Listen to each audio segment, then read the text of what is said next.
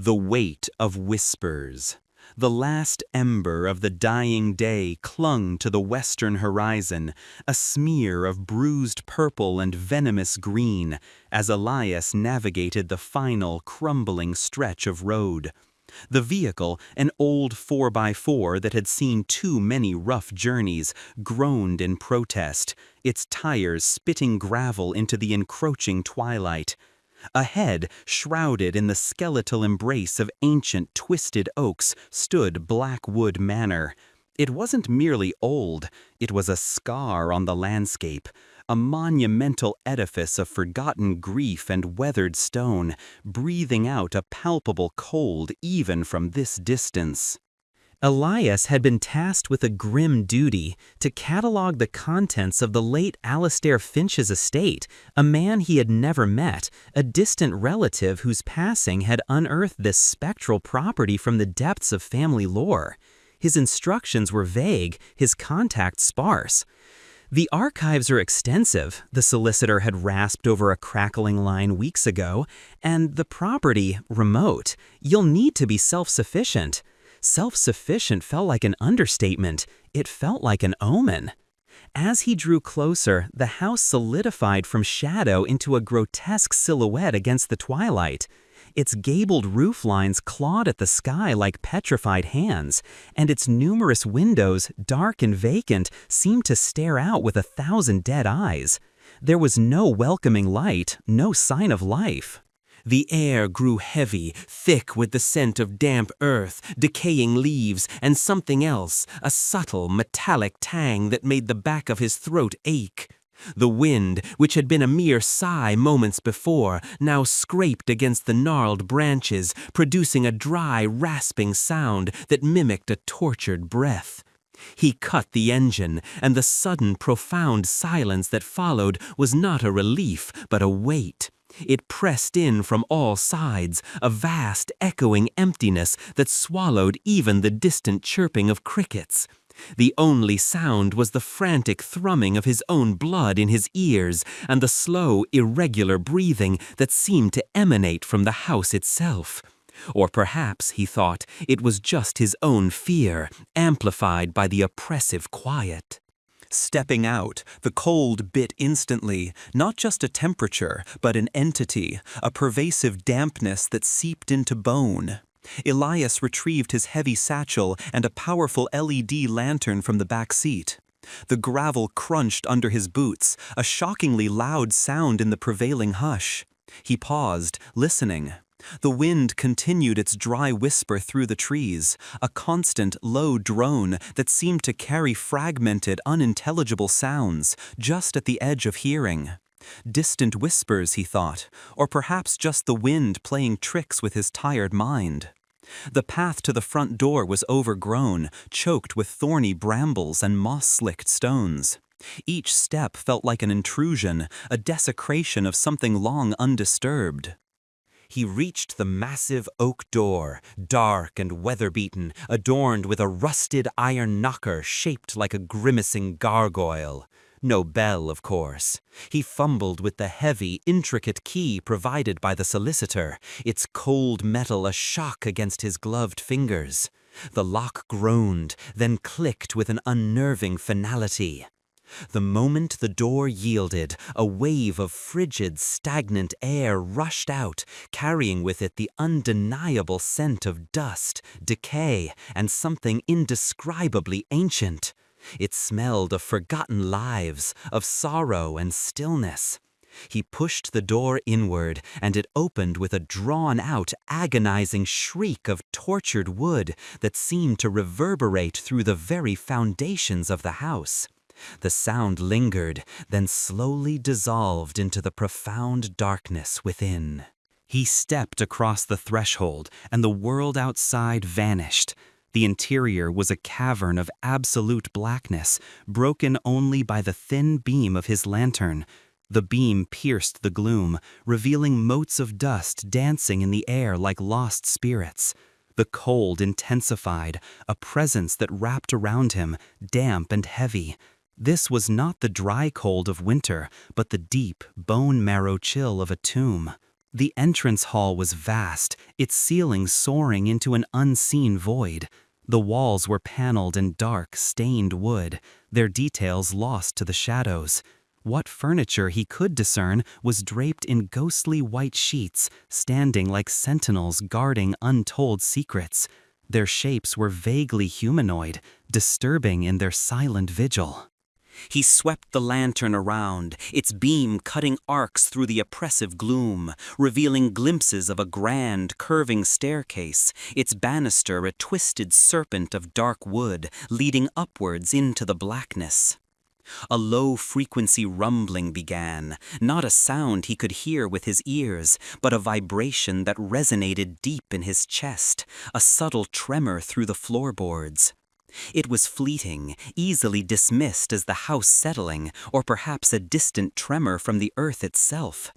But it added to the growing sense of unease, a feeling of being inside something vast and alive, yet terribly inert. Elias moved slowly, his footsteps echoing unnaturally on the cold stone floor. He called out, his voice swallowed instantly by the vastness. "Hello? Is anyone here?" The silence that followed was absolute, thick and mocking.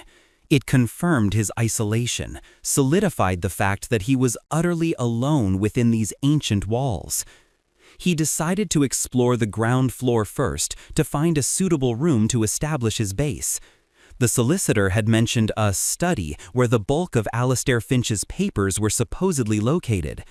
Each room he entered was a tableau of decay and forgotten elegance.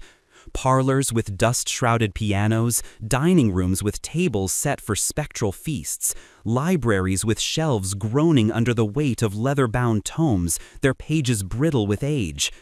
As he walked, the house began to speak. Cracking wood, faint and persistent, seemed to emanate from the walls, the ceilings, the very floor beneath his feet. It wasn't the rhythmic expansion and contraction of an old house, but rather an unpredictable, irregular series of snaps and groans, as if giant bones were shifting. He stopped frequently, listening intently, his heart thudding against his ribs.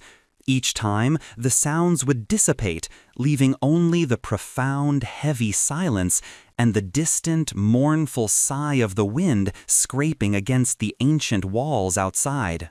He found the study on the far side of the house, a large room dominated by a massive, intricately carved desk and floor-to-ceiling bookshelves. The air here felt even colder, a clammy embrace that raised goosebumps on his arms.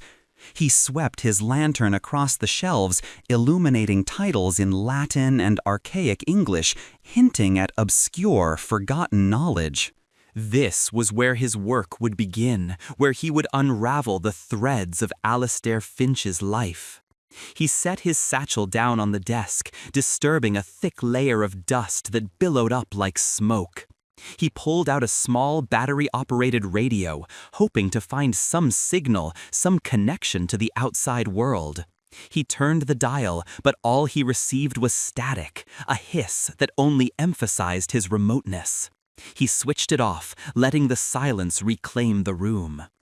As he stood there, organizing his meager belongings, a new sound manifested.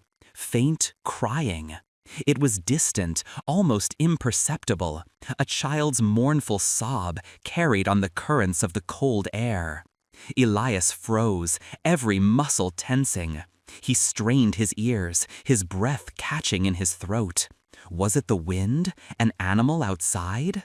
He moved to the nearest window, pushing aside a heavy, moth-eaten curtain.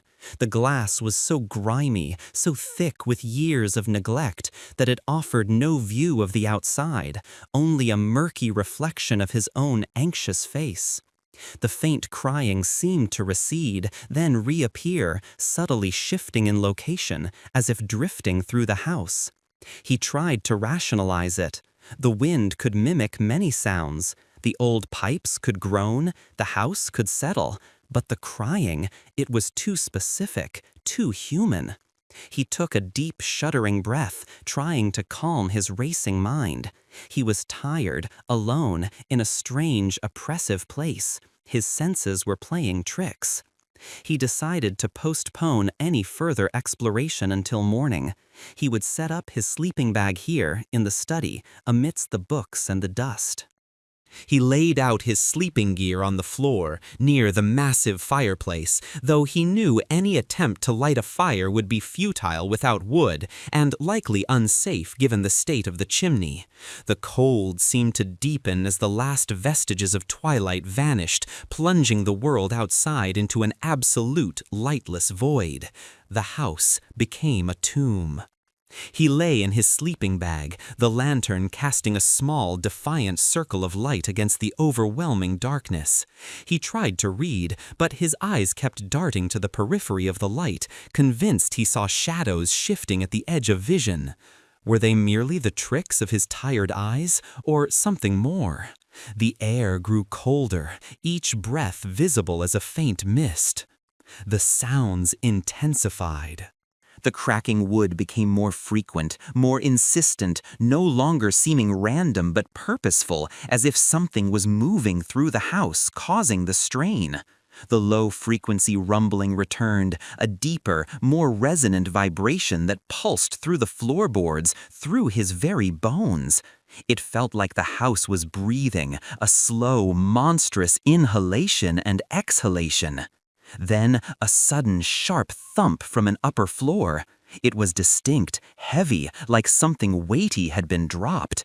It echoed through the silence, making him bolt upright. His heart hammered, a frantic drum against his ribs. He grabbed the lantern, aiming its beam towards the ceiling, as if it could pierce the floorboards above. Nothing, just the dark, stained wood. He waited, listening. The sounds of the house settling seemed to cease, as if holding its breath. He felt it then, a distinct chill, sharper than the ambient cold, as if someone had just walked past him. He spun around, shining the lantern wildly into the dark corners of the study. Nothing, but the feeling persisted, the undeniable sensation of a presence, just beyond the reach of his light, just at the edge of his vision. He tried to force himself to lie back down, to close his eyes, but his nerves were frayed. He was no longer just tired, he was acutely, profoundly aware of being watched. The distant whispers returned, no longer amorphous, but seeming to coalesce, to form fragmented, distorted voices. They were guttural, almost animalistic, yet undeniably human in their cadence, just too faint to discern words. They seemed to come from everywhere and nowhere, swirling around him, a chorus of spectral voices. A new sound began, subtle at first, then growing clearer. Footsteps. They were light, hesitant, approaching from somewhere behind the study door, on the main hall. Elias held his breath, straining to hear. Tap, scrape, tap. They were slow, deliberate, the sound of bare feet dragging across stone. They grew closer, a chilling rhythmic progression. He clutched the lantern, his knuckles white. The footsteps paused just outside the study door. The air around him dropped several degrees, and he could feel the hairs on his arms rise. He knew, with a certainty that chilled him to his core, that something was standing on the other side of that door, something that was not human, not living.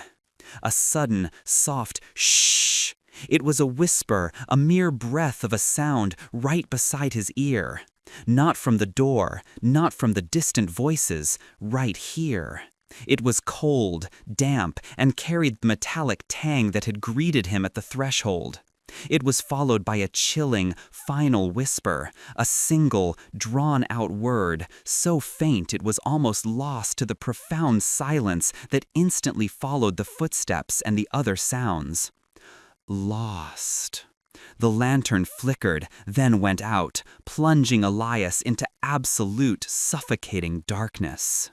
The profound silence returned, deeper and more terrifying than before, broken only by the frantic beat of his own heart. He was trapped. The blackness that enveloped Elias was not merely the absence of light. It was a physical force, a heavy, suffocating blanket pressed against his eyes. The last lingering afterimage of the lantern's defiant glow dissolved, leaving him utterly blind, utterly alone in the heart of that ancient, malevolent house. The whisper, "Lost," still vibrated in the chilled air around his ear, a cold, damp breath that seemed to sink into his very bones. His heart hammered against his ribs, a frantic, desperate rhythm in the suffocating silence. He tried to draw a breath, but his lungs felt constricted, as if the air itself had grown too thick to inhale. He fumbled frantically for the lantern, his fingers scrabbling against the rough fabric of his sleeping bag, then the cold, dusty floorboards. He knew it was there, just inches away, but in the absolute darkness it had vanished, swallowed whole by the consuming void. "No," he whispered, his voice a dry, rasping sound, barely audible over the roar of blood in his ears. He crawled on his hands and knees, sweeping his arms wildly, his desperation a rising tide. His hand brushed against something cold, metallic, the lantern. He snatched it up, his thumb fumbling for the switch. He clicked it once, twice, a third time, each click a hollow echo of futility. The mechanism was dead. The battery, though fresh, had been drained in an instant, or perhaps something else had snuffed out its defiant glow. The silence that followed was deeper than any he had experienced before, a profound, aching void where even the distant whispers had fled. It felt like the house itself was holding its breath, listening, waiting. Elias pushed himself back against the cold stone of the fireplace, instinctively seeking the illusion of a barrier. His mind raced, desperate to rationalize, to find a logical explanation for the footsteps, the crying, the whisper, the sudden death of his lantern. But logic faltered, crumbled under the weight of the palpable dread that now coated every surface, every shadow. His senses, deprived of sight, sharpened to an agonizing degree. He could feel the pervasive cold, a damp, clinging chill that seeped through his clothes. He could smell the dust, the decaying parchment, the metallic tang that now seemed to linger more strongly, like the faint scent of old blood. And he could hear, or thought he could hear, the subtle shifting of air currents, the almost imperceptible creak of old wood from far away, sounds that might be nothing, or might be the soft, slow movement of something vast and unseen. The low-frequency rumbling returned, a deep, resonant hum that vibrated through the floorboards, up his spine and into his skull. It wasn't just in the floor now, it seemed to emanate from the very walls, from the air itself, a deep, guttural thrum that felt like a monstrous purr. It grew in intensity, a slow, relentless crescendo, until the very studs of the house seemed to tremble. And within that rumbling, a new sound began to surface. A faint, irregular breathing, wet and labored, as if a colossal creature were stirring in the depths of the mansion. Elias squeezed his eyes shut, then opened them again, as if the sheer force of will could conjure light. It was useless. The darkness was absolute. He tried to think, to plan. He had a small penlight in his satchel, a backup. But moving to retrieve it meant stepping away from the relative safety of the wall, into the terrifying unknown of the room. Every instinct screamed at him to remain motionless, to become as silent and insignificant as possible. But the breathing continued, growing subtly louder, closer, the wet, rasping sound filling the study. It wasn't human. It was too deep, too irregular, too inhuman. And then, just as he thought he might lose himself to the terror, a new sound broke through the rumbling and the breathing. A faint, almost imperceptible click. It came from the direction of the study door, the door he had left ajar. He strained his ears, every nerve ending screaming. Had the wind pushed it shut, or had something closed it? A second later, a soft scrape followed, like something heavy being dragged across the stone floor of the hall, just outside the door. And then the faint, deliberate tap, scrape, tap of the footsteps returned, not approaching now, but receding, moving away down the main hall, growing fainter with each agonizing beat of his heart. They stopped. The silence that followed was even more profound, more pregnant with dread. The rumbling subsided, the breathing faded, leaving only Elias's ragged gasps and a frantic thrumming of his own blood. Whatever had been there, it had moved on, for now. He had to get out of the study. The thought was a sudden primal urge. He couldn't stay trapped in this black box, waiting for whatever was in the house to return. He needed light, desperately. His hand found the satchel. He fumbled inside, his fingers brushing against notebooks, pens, the cold metal of his radio, until finally he located the small cylindrical pen light. He thumbed the switch. A thin, weak beam of light pierced the oppressive darkness, a fragile spear against an infinite void. It was barely enough to illuminate the immediate area around him, casting long, distorted shadows that danced with his trembling hand. He aimed it at the door, confirming his fears. It was indeed closed. He could see the faint outline of the old, dark wood, the rusted iron handle. He pushed himself up, his muscles stiff with cold and fear. The penlight beam wavered as he approached the door, his heart pounding a frantic rhythm against his ribs. He reached out, his hand trembling, and pushed the handle down. It was stiff, resistant, as if rusted or swollen with age. He pushed harder, hearing a faint creak from the door itself. It didn't budge. It was locked. A cold wave of despair washed over him, colder than the air in the room. He tugged again, with all his strength, but the door remained stubbornly shut. He was trapped. The realization was a physical blow. He slammed his fist against the wood, a muffled thud that was absorbed by the heavy silence. He turned, sweeping the penlight around the study. The room, once merely oppressive, now felt like a cage. The bookshelves loomed, their contents hidden in the shadows beyond the feeble beam. The grand desk, a dark monolith, seemed to watch him. He had to find another way out, a window, anything. He moved towards the large, grimy window he had looked through earlier. The heavy curtains were still drawn. He fumbled with the thick fabric, pulling it back. The glass was caked with years of grime, impenetrable. He pressed his face against it, trying to peer through the dirt, but saw only the faintest, darkest outline of the overgrown garden beyond. He tried to pry it open, but the frame was swollen, painted shut by decades of neglect. It was useless. Every exit was sealed. As he stood there, his breath fogging the cold glass, he heard it again, the faint crying. But this time it wasn't distant. It was closer, much closer, almost directly above him. A child's weeping, raw and heartbroken, a sound that tore at something primal within him. It seemed to emanate from the ceiling directly above the study. He aimed the penlight upwards, its beam struggling to reach the high ceiling, revealing only dark, stained wood.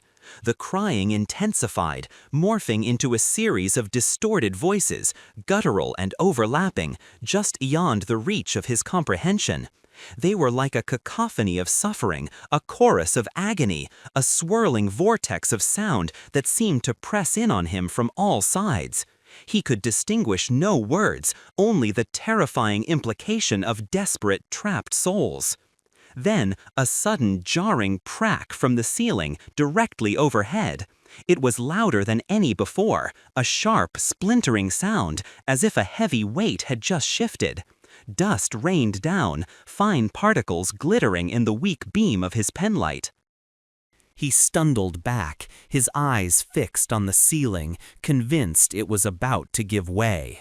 The crying and the distorted voices abruptly ceased. The low-frequency rumbling, which had been a constant undercurrent, escalated into a violent tremor.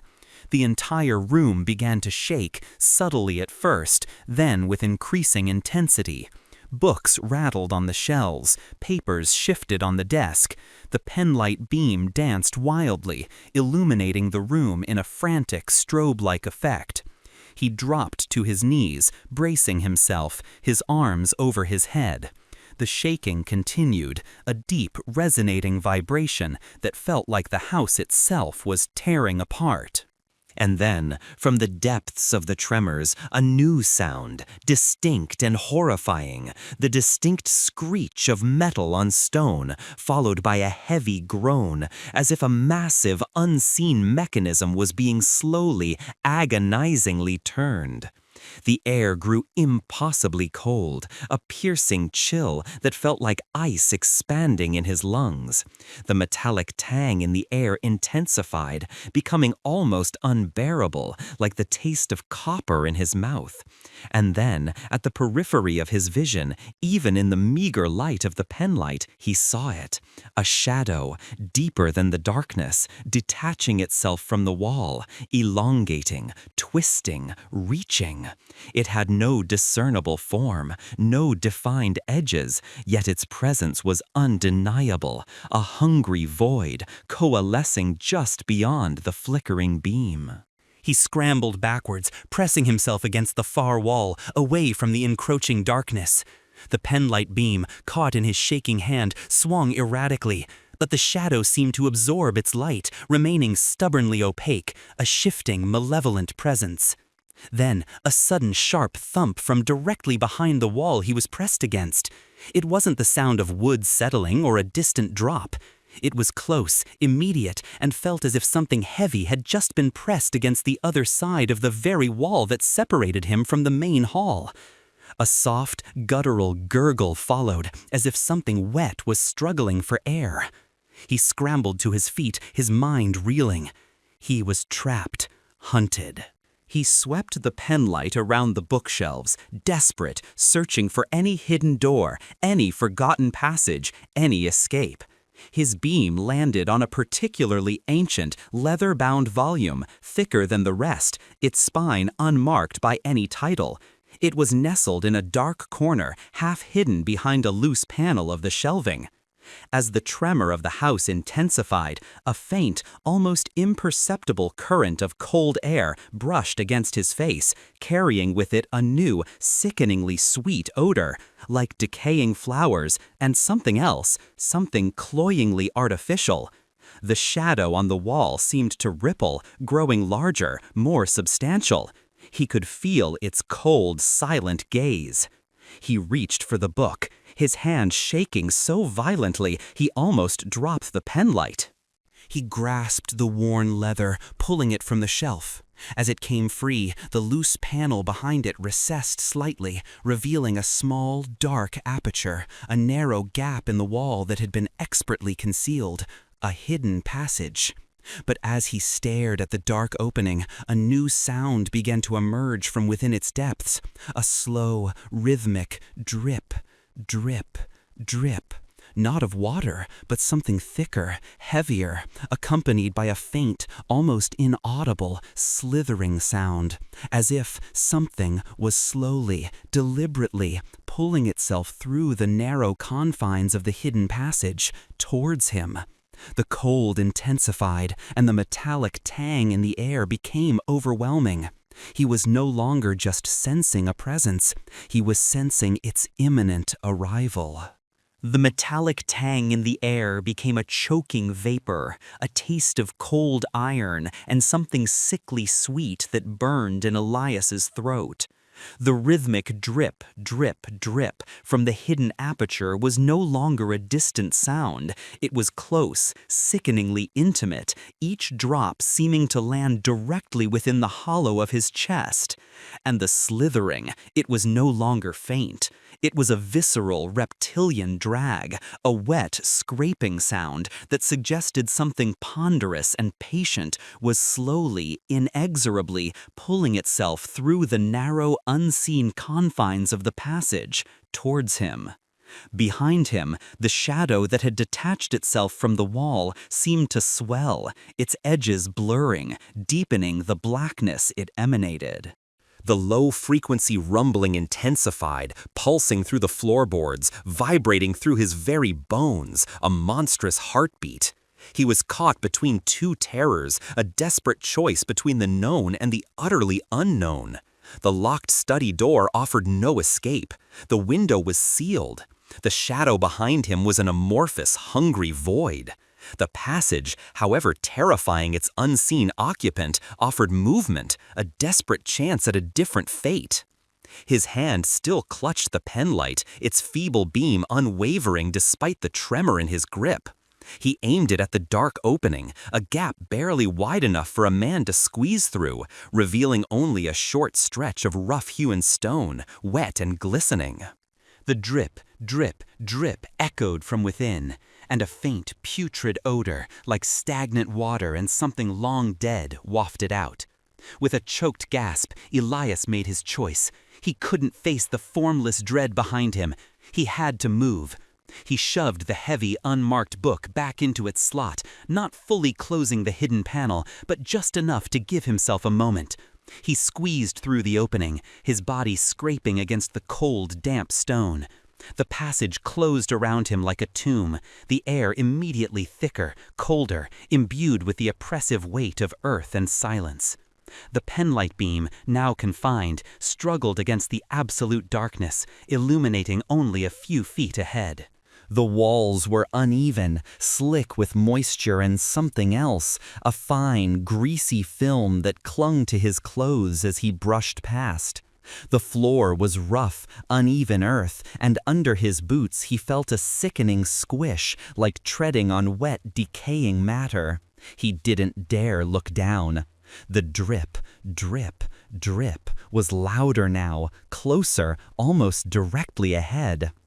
He moved forward, a frantic, shuffling crawl, his shoulders brushing against the claustrophobic walls. Each breath was a shallow gasp, his heart a frenzied drum against the confines of his chest. The slithering sound seemed to come from just behind him now, faint but persistent, like a heavy, unseen body being drawn across wet stone. He dared not turn, convinced that if he did, he would see it, whatever it was, looming in the meager light, its unseen form filling the narrow passage. The passage sloped downwards, a slow, winding descent into the earth. The air grew heavier, colder, and the metallic tang intensified, now mixed with the cloying sweetness of rot and a pungent, earthy smell like a freshly dug grave. Whispers began to manifest, not distant now, but close, seeming to emanate from the very stone around him, a cacophony of distorted, overlapping voices, unintelligible yet undeniably present. They clawed at his sanity, a chorus of spectral lamentations, each whisper a cold, damp breath against his ear. He stumbled, his foot catching on an unseen obstruction. He almost dropped the penlight, catching himself on the damp wall. His hand came away slick with the greasy film, and he felt a horrifying texture beneath his fingers, something stringy, like matted hair, or brittle, like dry roots. He shuddered, pulling his hand away as if burned. He kept moving, the need to escape the slithering thing behind him overriding every other impulse. The passage opened abruptly into a larger space, a cavernous room far beneath the house. Elias stumbled out, collapsing onto a floor of rough, packed earth. The penlight beam, now free for roam, revealed a truly horrifying tableau. This was no ordinary basement. The air here was utterly still, heavy with an ancient, bone-chilling cold that seemed to sink into the marrow. The low-frequency rumbling was omnipresent, a deep, guttural throb that resonated through the earth beneath him. The walls were not stone, but raw, excavated earth, shored up by thick, rotting timbers that groaned under an unseen weight. His penlight cut through the gloom, revealing the vastness of the space. It was a labyrinth of shadows, filled with strange, unsettling objects. Ancient, rusted iron instruments hung from hooks embedded in the earthen walls, their purpose unknown, but vaguely menacing. There were crude wooden tables stained with dark, dried substances, and shelves laden with jars, their contents obscured by years of dust and grime, but hinting at unspeakable specimens. In the center of the room, directly beneath what must have been the study above, stood a massive circular stone slab, like a primitive altar. Its surface was deeply scored with intricate, disturbing symbols that seemed to writhe in the penlight's beam. And on the slab, draped in a shroud of what looked like ancient, brittle cloth, lay a form.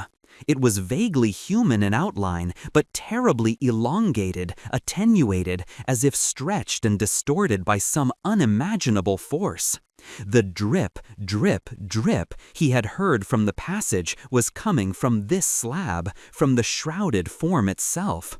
A slow, viscous seepage from beneath the cloth.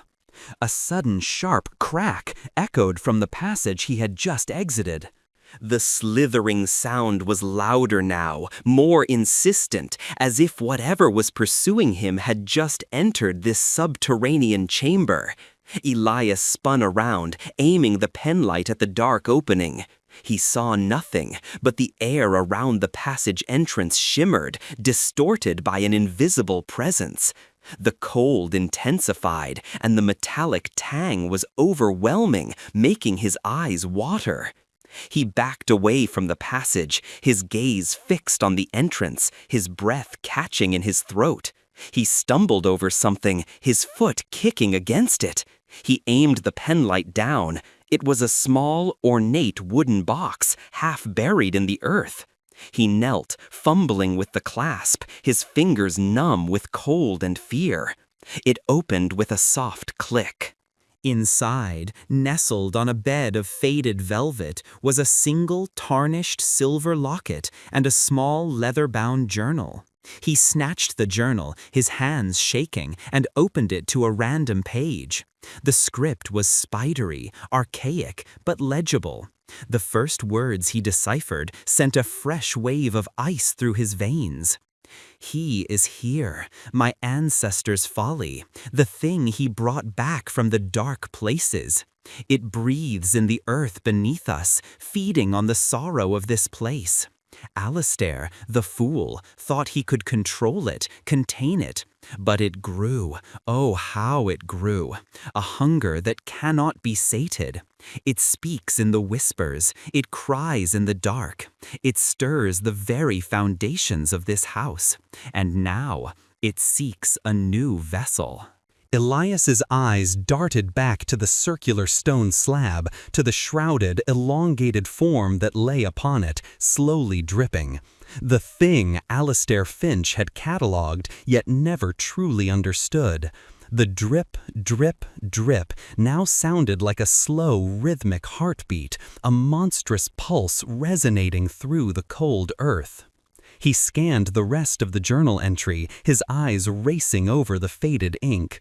The children, their innocence was a lure, their sorrow a feast, their voices now twisted echoes, trapped, always trapped. It yearns for consciousness, for release from the earthen bonds. It seeks to become whole. The footsteps returned, not hesitant this time, but deliberate, heavy. Thump, thump, thump. They emanated from the passage entrance, growing louder, closer, echoing in the cavernous space. These were not the dragging, bare footsteps he had heard before. These were weighty, purposeful, the sound of something large and powerful, moving with sinister intent. Elias scrambled backward, away from the passage, away from the altar, his penlight beam sweeping frantically. He saw another passage, smaller, leading off into the darkness on the opposite side of the chamber. A desperate chance. He launched himself towards it, his boots slipping on the damp earth. As he reached the opening, a sudden, blinding flash of light erupted from the direction of the mean passage entrance. It was not the crisp white light of a modern lamp, but a sickly, phosphorescent green, pulsing with an unnatural, sickly glow. It illuminated the entire chamber, revealing the details of the horrifying altar, the stained tables, the rusted instruments, and for a fleeting, agonizing second, it illuminated it. Standing at the entrance of the passage, now fully emerged, was a figure. It was impossibly tall, skeletal, its limbs grotesquely elongated, twisted into impossible angles. Its skin was a sickly gray, like wet parchment stretched over bone, and its head was disproportionately small, sunken-eyed, with a mouth that was a perpetual, silent scream. It was gaunt, emaciated, yet exuded an aura of immense predatory power. And from its body, from its very pores, seemed to emanate the thick, metallic tang that had choked him since his arrival. Its empty eye sockets seemed to bore into him, even as the green light flickered and died, plunging the chamber back into near total darkness, leaving only the weak beam of his penlight. But the image was seared into his mind, the gaunt, elongated horror, its silent scream frozen on its face. The drip, drip, drip intensified from the altar, and the rumbling became a deafening roar. The floor vibrated violently, sending shivers up his spine. He plunged into the second passage, a desperate, headlong flight into the unknown. This one was narrower, even more confining than the first, with rough, unworked earth walls that threatened to collapse around him. The air here was drier, but suffocating, smelling of ancient dust and a faint, acrid odor. He could hear the heavy thump, thump, thump behind him, growing louder, closer, the sound of the elongated creature pursuing him. The passage twisted and turned, a dark, suffocating tunnel. He could feel the vibrations of its approach through the earth beneath his feet, through the very walls. The whispers returned, no longer distant, but snarling, guttural, seeming to coalesce into distorted fragments of language, though he couldn't grasp their meaning. They seemed to echo the silent scream of the creature he had just seen. He ran, stumbling, his penlight beam bouncing wildly. He didn't know where he was going, only that he had to get away from it. The passage began to ascend, slowly, steeply, and the air grew slightly less oppressive. He could hear the creature's heavy breathing behind him now, a wet, ragged sound that filled the narrow tunnel, its hot, foul breath seeming to chase him. Suddenly, the passage opened into another, smaller room. This one was different. It was circular, its walls smooth, carved stone rather than rough earth. In the center, a single, tall, narrow plinth stood, and upon it rested a single, small, tarnished silver bell. It looked impossibly old, its surface corroded by time. As he stumbled into the room, the heavy thump, thump, thump of the creature's footsteps ceased abruptly at the passage entrance. A profound, chilling silence descended, broken only by Elias's gasping breaths and the faint, almost imperceptible tinkle of the silver bell on the plinth. It was not a ringing, but a soft, almost accidental sound, as if vibrated by a passing breath. He stood frozen, his penlight fixed on the bell, then swung it back to the passage entrance. Nothing. No creature, No sign of the phosphorescent green light, just the absolute suffocating darkness of the tunnel mouth. But the cold was overwhelming now, a physical pressure that crushed the air from his lungs. The metallic tang was so strong it tasted like blood in his mouth. And the whispers returned, not distorted, but chillingly clear, coalescing into a single collective voice, dry and raspy, yet undeniably human, reverberating from the very stone walls of the circular chamber. He has come, the new vessel, the final piece. And then from behind him, from the very center of the plinth where the bell sat, a soft, almost imperceptible shift. A faint, irregular breathing began, wet and labored, directly at his back. He was no longer alone in the circular room. He slowly turned, his penlight beam shaking violently, and as it illuminated the plinth, he saw it. The tarnished silver bell was now glowing with a faint, internal phosphorescent green light, pulsating with a slow, rhythmic beat. And slowly, agonizingly, it began to expand, to writhe, the metal seeming to soften, to stretch, to take on the undeniable, horrifying shape of a small, gaunt human hand. The tarnished silver bell, pulsating with that sickly internal green light, softened, distended, and began to writhe. It was not merely transforming, it was birthing. The metal impossibly flowed like molten mercury, stretching and contorting, no longer solid, but a viscous, living substance. Elias watched, transfixed by a horror that transcended fear, his penlight beam a trembling, useless spear against the impossible. The small, gaunt hand that emerged first was not fully formed. Its fingers were too long, too spindly, ending in nails that were more like sharpened talons.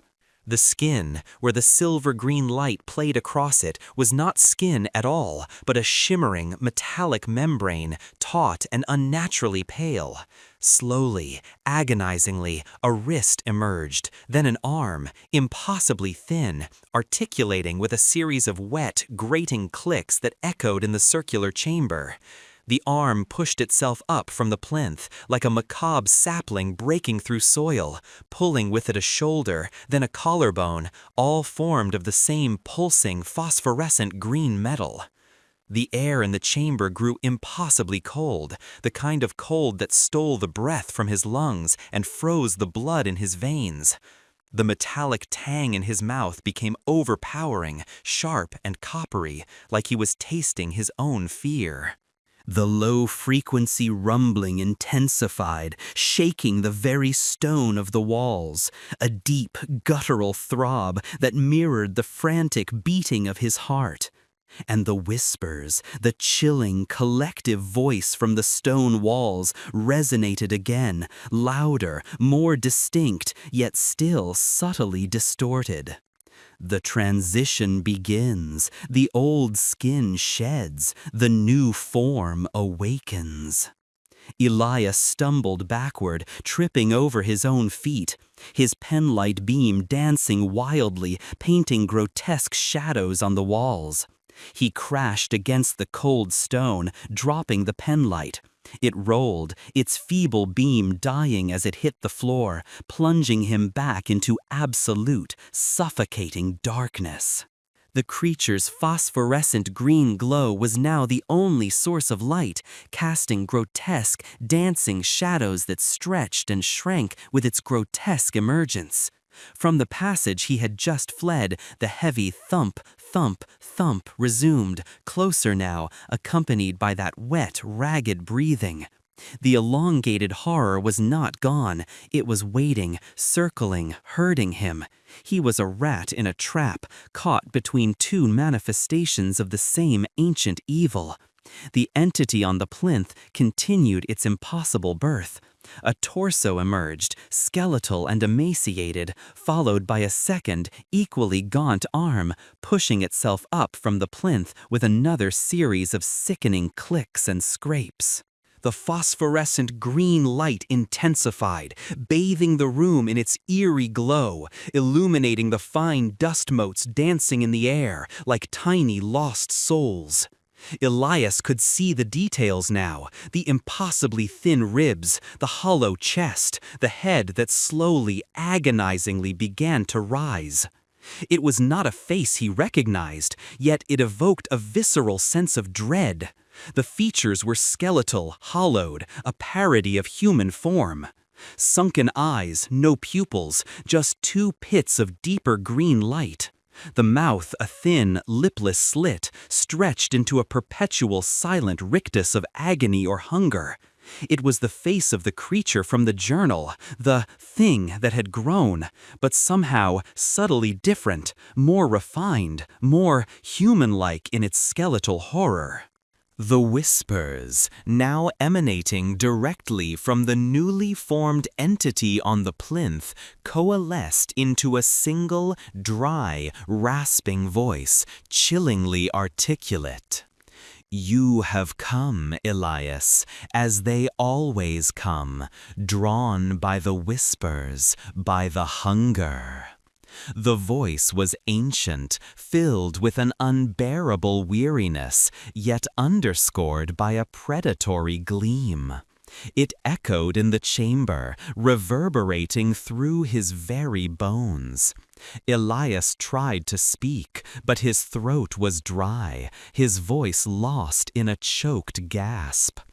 Your ancestor, Alistair, sought to understand, to control. He thought he could contain what I am. He trapped me here, beneath the earth, for generations. He fed me, the lost ones. Their sorrow was a sustenance, their despair a fuel. The voice paused, a low, guttural sigh that seemed to drain the last vestiges of warmth from the air. But a new vessel, a pure vessel, that is the only true release. And you are the last of the line, the final piece.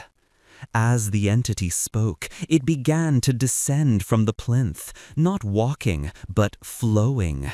Its elongated legs, still forming, were like tendrils of liquid metal, stretching and contracting, silently touching the cold stone floor. It moved with a slow, deliberate grace, its glowing green form casting long, wavering shadows that danced like tortured spirits. The low-frequency rumbling became a deafening roar, and the entire chamber trembled, dust raining down from the ceiling. Elias pressed himself harder against the wall, desperate for a retreat that didn't exist. The elongated creature from the passage, though unseen, remained a heavy, oppressive presence behind him, its wet, ragged breathing filling the space. He was truly trapped. You carry the resonance, Elias, the bloodline, the connection. Alistair's mistake was thinking he could simply observe, but the bond, once forged, can never be broken, not truly. The entity took another flowing step, its head tilted, as if studying him. Its hollow eyes, pits of green fire, seemed to pierce his very soul. He tried to use the children, the lost ones, to bind me. Their despair fed me, yes, but their innocence, it twisted them. Their forms, imperfect, too fragile to hold the essence. But you are strong. You carry the full resonance. The entity stretched out one of its impossibly long, spindly arms, the metallic skin shimmering with an unholy light. It was reaching for him, slowly, inexorably. Elias could feel a strange psychic pull, a cold tendril of energy trying to pierce his mind, to unravel his very being. He fought it, his mind screaming in silent protest, but the pull was immense, inexorable. He needed to escape. His eyes darted around the circular chamber, frantic. The walls were smooth, unbroken stone. The passage he had entered through was now blocked by the unseen, breathing horror. There had to be another way, a hidden door, a forgotten escape route. He noticed something then, carved into the stone of the wall, directly opposite the plinth. A series of intricate, ancient symbols, similar to those on the altar, but arranged in a complex circular pattern. They glowed faintly with a residual phosphorescent green, as if imbued with the same energy as the entity. As his gaze lingered on them, he felt the psychic pull intensify, a sudden sharp pressure in his skull, as if invisible hands were trying to pry open his mind. The entity from the plinth continued its slow, deliberate approach, its arms still outstretched. Do not resist, Elias. It will only make the transition more unpleasant. Embrace the release. Become whole with me. We will leave this place of sorrow. We will feast on the vastness beyond. The words were a cold caress, a promise of unimaginable horror. Elias instinctively knew what becoming whole meant. The obliteration of his own consciousness, his body becoming a mere puppet for this ancient, malevolent being. He tore his gaze from the symbols on the wall back to the approaching entity. He had to act. He lunged for the small, tarnished silver locket he had found in the wooden box, still clutched in his other hand. It felt cold against his palm, strangely heavy. He didn't know why, but a desperate, irrational instinct told him it might be important. As his fingers closed around the locket, the entity paused its advance, its head tilting again, the green light in its hollow eyes seeming to flicker with a momentary curiosity or perhaps a fleeting apprehension. The locket, a trinket of the living, useless here. But as it spoke, the psychic pressure in Elias's mind lessened for a fraction of a second. A window. He fumbled with the clasp of the locket, his fingers clumsy with terror. It snapped open, revealing two tiny faded photographs. One of a stern, unsmiling man he recognized from family portraits as Alastair Finch. The other, a young woman, beautiful and ethereal, her eyes filled with a haunting sadness. And beneath her picture, a tiny, almost invisible inscription. He strained to read it in the dim green light. Eleanor. The name echoed in his mind. The subtle, slithering sound from the passage behind him suddenly intensified, and the heavy thump, thump, thump resumed, closer still, as if the other creature was agitated by the locket. The entity on the plinth hissed, a dry, rattling sound that was more air than voice. "Close it, fool! You disturb the balance!" Its arm, which had paused, now extended further, faster. Elias, with a desperate surge of adrenaline, noticed something else. On the opposite side of the circular chamber, almost obscured by the dancing shadows, was a recessed niche, barely visible. And within it, faintly glowing with its own dim, reddish light, was a small, crudely carved wooden idol. It looked tribal, primitive, its features distorted into a mask of silent anguish. He didn't know why, but a surge of clarity, of primal instinct, suddenly flooded his terror-addled mind. The whispers, the crying, the metallic tang, the sorrow. The lost ones. The journal's words. He thought he could control it. He fed me, the lost ones. Their sorrow was a sustenance. And the children, their innocence was a lure, their sorrow a feast, their voices now twisted echoes, trapped, always trapped. Eleanor, the beautiful, sad woman in the locket, was she one of the lost ones? He remembered the specific wording. My ancestors' folly, the thing he brought back from the dark places. And then Alastair, the fool, thought he could control it, contain it. But it grew, oh how it grew, a hunger that cannot be sated. And later, it seeks a new vessel.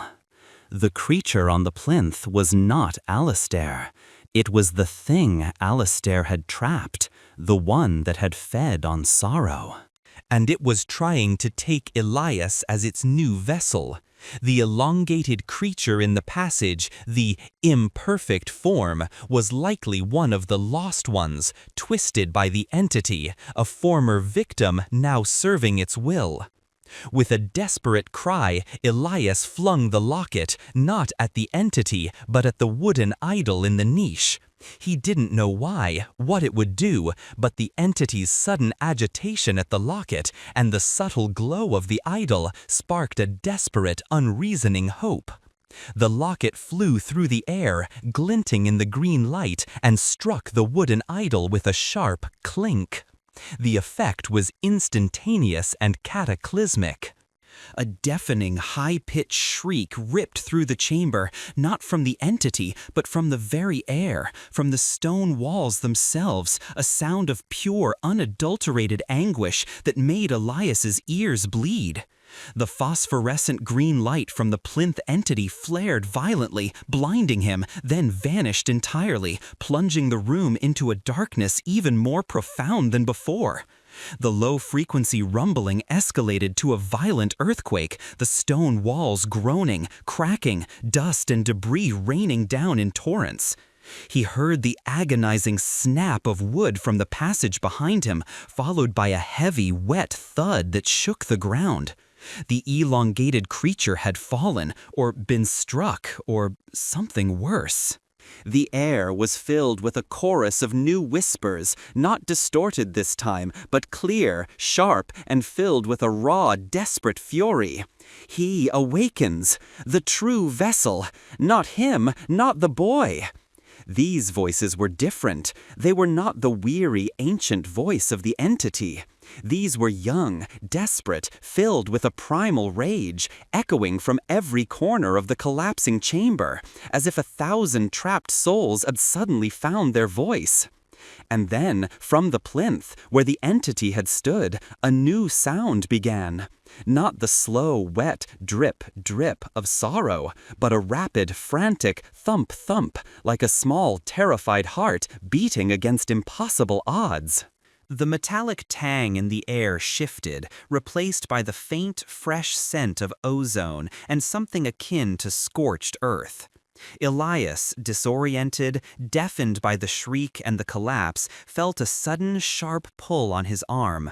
Not the psychic tendril of the entity, but a physical grip, cold and surprisingly strong.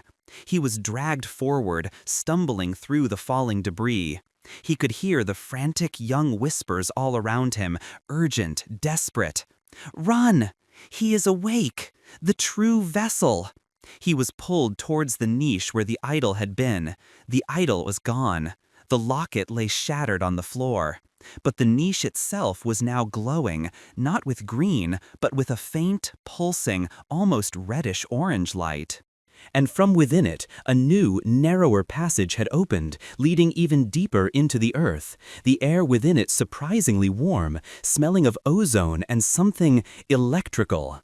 The grip on his arm tightened, pulling him forward. He could feel ethereal fingers, cold yet firm, urging him into the new passage, away from the collapsing chamber, away from the plinth where something new and terrifying was now frantically beating. He was being saved, or dragged into an even deeper, more terrifying layer of the manor's nightmare.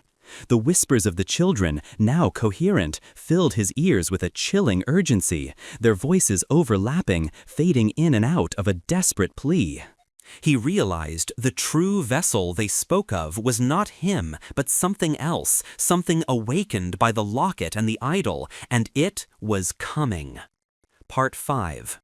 The cold, ethereal hands that clutched Elias's arm were not entirely solid, yet their grip was undeniable, pulling him with an urgent, desperate strength. The new passage, barely wide enough for his body, throbbed with a faint reddish-orange light, pulsating like a sluggish internal artery. The air within was unexpectedly warm, thick with the scent of ozone and something akin to scorched earth, a stark contrast to the deathly chill of the collapsing chamber behind him. The children's whispers were no longer fragmented or distorted. They were clear, sharp, a chorus of young voices, urgent and desperate, echoing directly in his mind. "Faster! He comes! The true vessel!"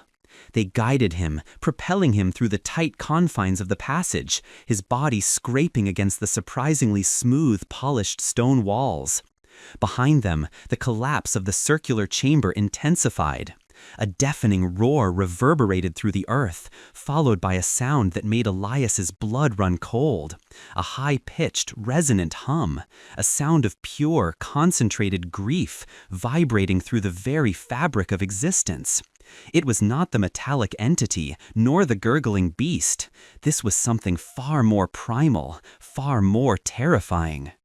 It was the sound of absolute despair given voice, a silent scream made manifest as an unbearable pressure on his psyche. The passage ascended steeply, a winding, labyrinthine climb that seemed to stretch endlessly into the earth. The air grew hotter, almost stifling, and the ozone smell sharpened, stinging his nostrils. He could feel the pressure of the true vessel behind them, an unseen, pervasive force that seemed to drain all hope from the world, a psychic weight that crushed his spirit. The children's whispers became more frantic, their grip on his arm tightening, urging him faster, always faster. Finally, the passage opened into a vast, sprawling chamber, unlike any Elias had yet encountered. This was Alistair Finch's true domain, the archives. It was enormous, its high, vaulted ceilings lost in the oppressive darkness beyond the reddish glow of the passage entrance. Hundreds of towering shelves, crafted from dark, ancient wood, rose like skeletal trees, groaning under the weight of countless leather-bound tomes, scrolls, and bundles of brittle parchment. Tables were strewn with diagrams, arcane symbols, strange alchemical apparatus, and intricate clockwork devices that seemed to hum with a faint internal energy. The air here was dry, heavy with the scent of old paper, dust, and something else, a faint, lingering sweetness that was almost cloying, like dried blood and faded potpourri. The children's whispers, though still urgent, softened slightly as they entered this space, a chorus of faint sighs and murmurs that seemed to weave through the labyrinthine shelves. He kept us here. He tried to understand. He tried to make it whole.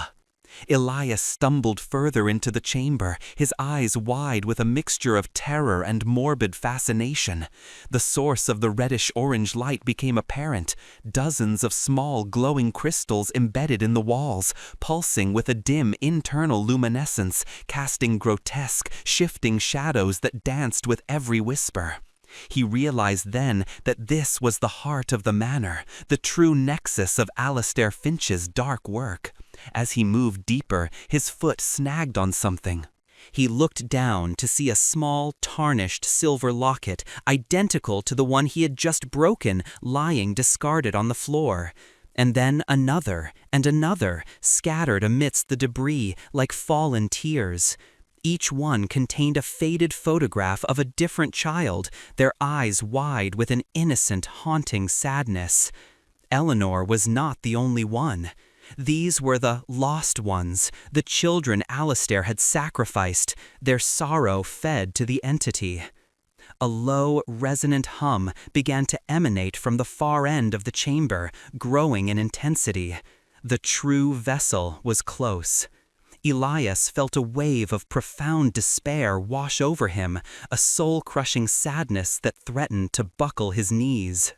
It was not his own sorrow. It was the concentrated grief of countless lost souls, an entity woven from pure, unadulterated heartbreak. The children's whispers grew frantic again, their ethereal hands pushing him forward towards the very center of the vast archive. The core, Alistair's greatest folly. his true purpose. In the center of the chamber stood a massive circular device, unlike anything Elias had ever seen. It was a complex contraption of polished obsidian, intricate copper wiring, and strange pulsating crystals, all surrounding a central well of swirling liquid darkness. Above it, suspended by thick chains of unknown metal, hung a gigantic multifaceted crystal shimmering with an internal violet light. This was no ordinary artifact. It was a machine of arcane science, a conduit of unimaginable power.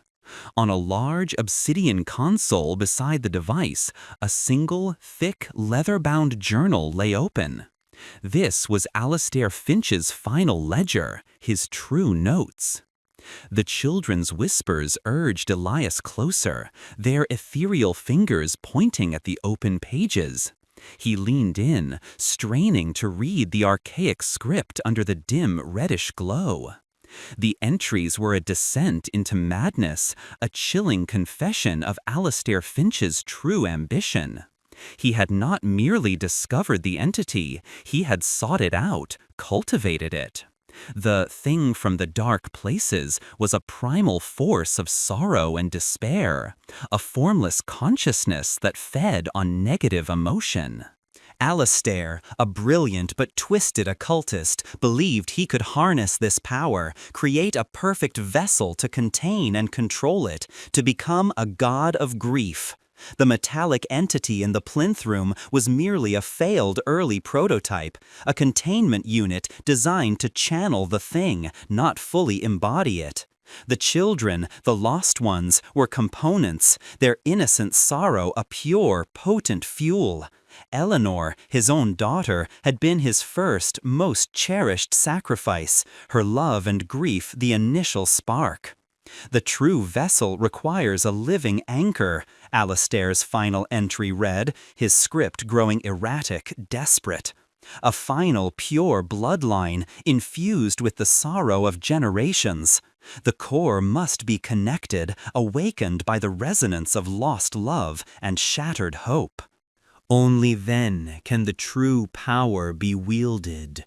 Only then can I become the master of sorrow, the new god. The hum of the true vessel intensified, the despair entity now a palpable presence, looming behind Elias, a crushing weight of pure, concentrated grief. The air in the chamber grew frigid despite the warmth of the passage.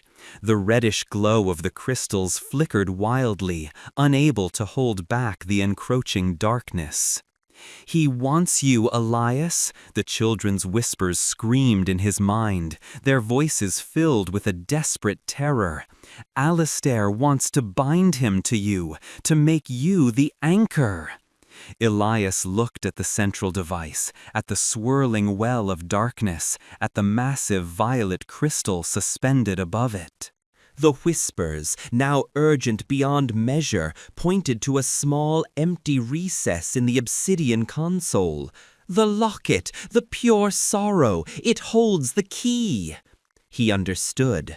The locket he had broken, the one with Eleanor's picture, had not just been a memento. It was a conduit, a vessel of her pure, concentrated sorrow, a key to awakening or containing this horror. He had already inadvertently triggered something by breaking it near the idol, which was likely another part of Alastair's elaborate containment activation scheme. He glanced down at the shattered locket by his feet. It was too late. He had nothing left. The true vessel was here, a crushing, formless presence behind him, pressing in. He felt its tendrils of despair trying to pry open his mind, to consume his will. But then a different voice, clearer than the children's, yet still ethereal, echoed in his mind. It was Eleanor. "No, Elias, not him. The sorrow has grown too vast. It cannot be contained by his mad designs. You must break the cycle. You must anchor it differently." Her voice was full of a profound sadness, yet imbued with a fierce, protective love. The last bloodline, it is not for binding, it is for freeing, for ending. Elias looked at the device, then back at Eleanor's spectral image, now shimmering faintly at the edge of his vision, coalescing from the dancing shadows. She pointed to a series of glyphs carved into the rim of the central well, glowing faintly with the reddish light. The blood, it binds, but the heart, it releases.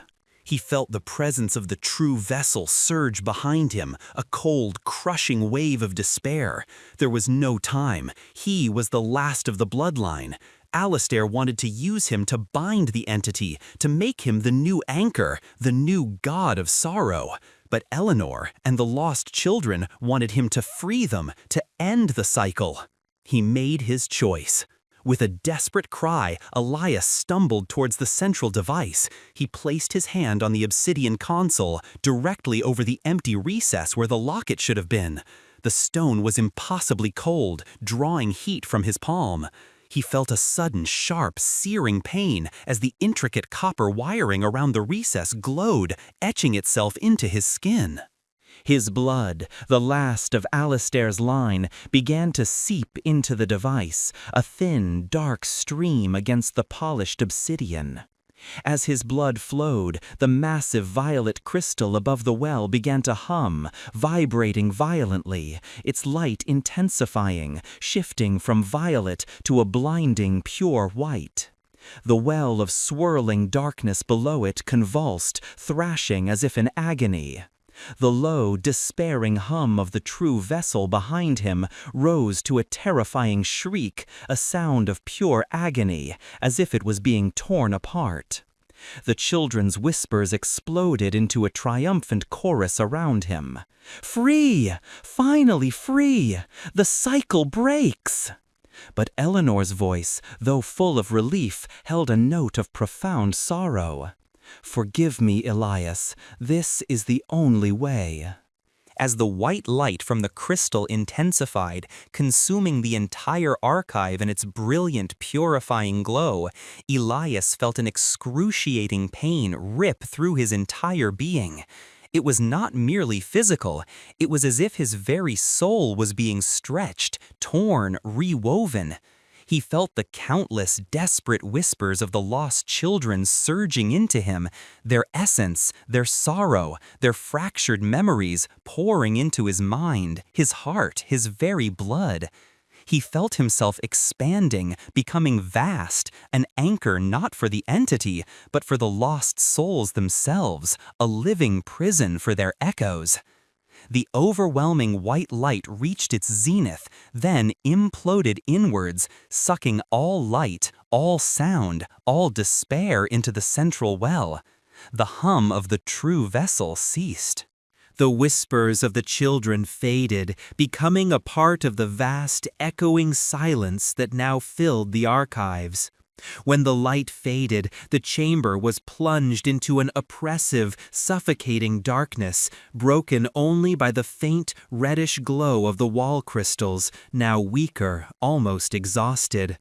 Elias stood alone, his hand still pressed to the obsidian console, the intricate copper wiring now permanently seared into his flesh. The well of darkness in the device was still, inert. The massive violet crystal above it had shattered, its fragments scattering across the floor like dark diamonds.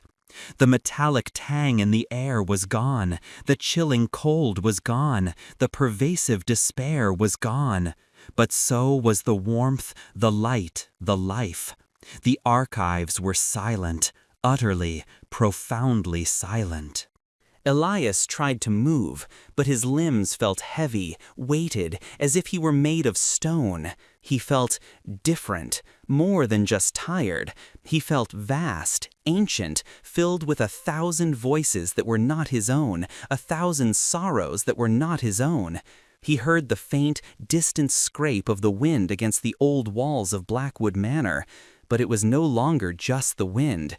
It was the collective sigh of the lost, finally at peace, within him. He was the anchor, not for the entity of sorrow, but for the children, for Eleanor, for all the lost souls. He was their sanctuary, their new prison, their eternal guardian. He felt the house around him, a vast empty shell, but its heart, his heart, now beat with 1,000 silent whispers. He was not lost, he was found, and he would never leave. He would remain here, in the heart of Blackwood Manor, an eternal sentinel, forever bound to the weight of their whispers, keeping the true darkness at bay, one solitary, eternally vigilant breath. The silence of the archives was absolute, broken only by the slow, irregular breathing that now seemed to emanate not from the house, but from within Elias himself, a rhythm that was both his own and 1,000 others. And then a faint, almost imperceptible whisper, dry and ancient, yet undeniably his own, echoed in the profound stillness. A chilling final murmur that would linger in the desolate heart of Blackwood Manor for eternity. Welcome home.